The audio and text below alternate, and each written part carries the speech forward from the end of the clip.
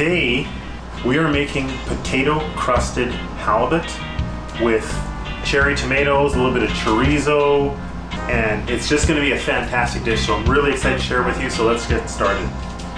We're gonna start with the halibut.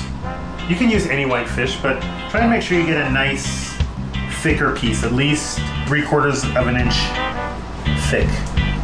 Then we're gonna go with our potatoes and just make sure that we're slicing it pretty thin. So I've salted this piece of halibut. And then what we're gonna do is we're just gonna start layering these, like shingling them. And the reason why I didn't have my potatoes sliced ahead of time is because we want that starch to kind of help stick to it. I've patted this dry, so the only moisture that's sticking to it is going to be coming from these potatoes.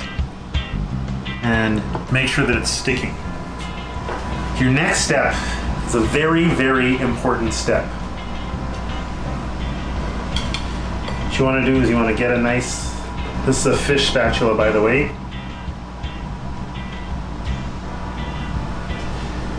and you want to make sure you get it in your hand.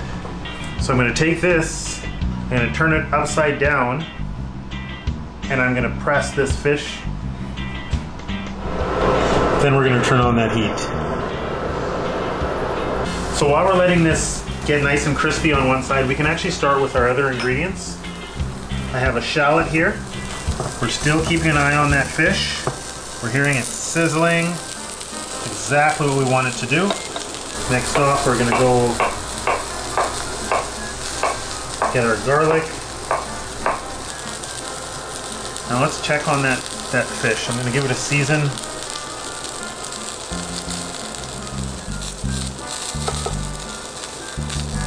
And what you want to do is you want to pick it up, get your hand on this side so you can flip it properly.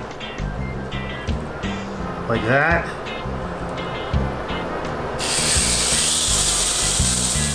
Beautiful. So we have our shallots here. We have our garlic. We're gonna cut up some chorizo. What we're gonna do now is we're gonna take that last piece of garlic. We're gonna cut it in half. We're gonna get it in the pan. Then I have some fresh herbs here, and we're gonna get that in the pan.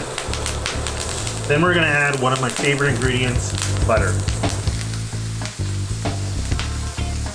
I'm getting some really fantastic aromatics off here as this butter is melting. I'm smelling the garlic, I'm smelling these herbs. So what you want to do is you just want to start basting that fish, move those herbs around in there, make sure that they're releasing, and just baste. This is going to bring back some moisture to the fish. So I'm going to take this off and put it aside. Great thing about cast iron is that once I take it off, there's still enough residual heat to finish cooking this and keep it hot. So I'm just going to put it off to the side here. So next off in this pan, we'll get those shallots, the garlic in there. We're actually going to add that chorizo in here right now too.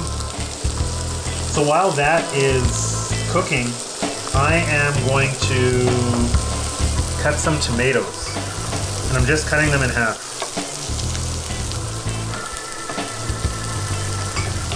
Some bits of this chorizo are starting to get nice and crispy. Pinch of salt. Wow, this smells absolutely incredible right now. And I'm going to take these tomatoes. So we don't want these tomatoes to be mushy. We want them to be a little bit soft. We still want a little bit of texture to them. We just want them softer than they are when they went in. You know, whenever a recipe calls for sherry vinegar in there, I never use sherry vinegar. You can use what you like, but I actually just like using a really nice Pinot or sherry. Give it a nice little tip of the bottle. That's going to help create like a really nice sauce. We want that to cook out. As that's happening, I'm going to start getting some herbs in here. And I'm just going to tear them. I got some sage here. And of course thyme. Since we added a new ingredient, just one more little pinch of salt. I'm really happy how everything cooked. It cooked exactly the way I wanted to. So now let's get it on a plate and do a taste test.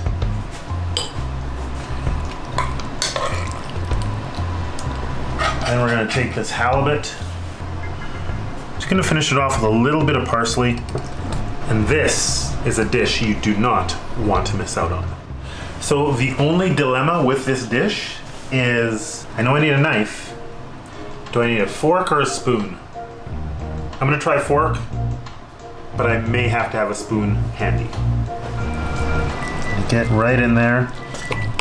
Fantastic. Just try and get a nice scoop underneath there.